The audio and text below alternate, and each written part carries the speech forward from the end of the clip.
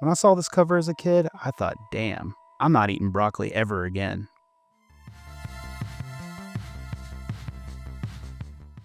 Stay Out of the Basement, Goosebumps Book number 2, released in '92. Still one of the most what the fuck covers in the series. Just a juicy green hand reaching up the staircase like it's about to ask you to permanently mow the lawn. So the plot for Stay Out of the Basement. Basically, Dad's gone amok in the basement, doing some kind of weird plant experiments. He's acting weird, he's trying to feed his kids plant food.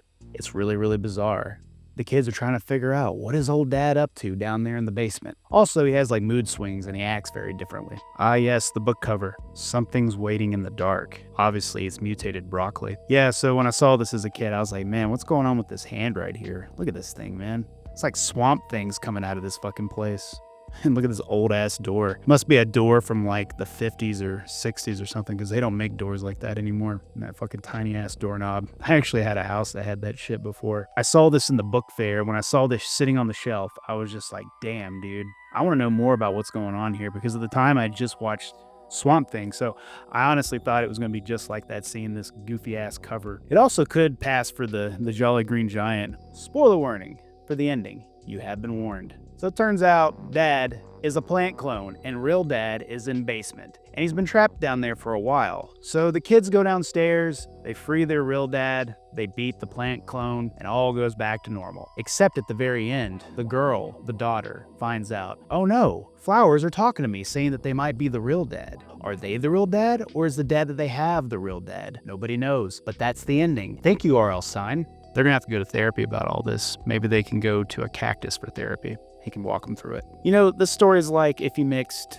Invasion of the Body Snatchers with Miracle Grow. This book gave me nightmares every time my dad trimmed the hedges. Goosebumps really said, trust no one, especially your father.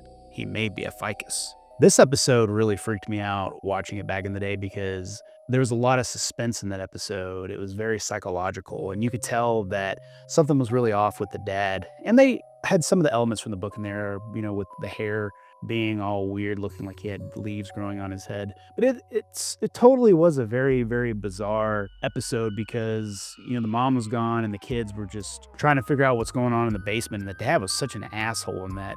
That was kind of a giveaway, you know, in the episode, because I think the kids were like, oh, well, dad's not acting right. There's something wrong with dad. But it ends up wrapping itself up, and then we end up getting a twist ending in that episode as well, involving flowers. This one right here, I didn't read this one back in the day right away. I didn't read this one until many years later. I was captivated by the hand, you know, the door there, so I had to read it. And I remember reading it with my dad. My dad was the one that really got me into reading these books. And I just remember thinking, wow, what a great psychological horror. Then at the very end, it hits you with that body creature feature horror, which is really cool. So if you like stuff like that, I'd highly recommend you check this one out.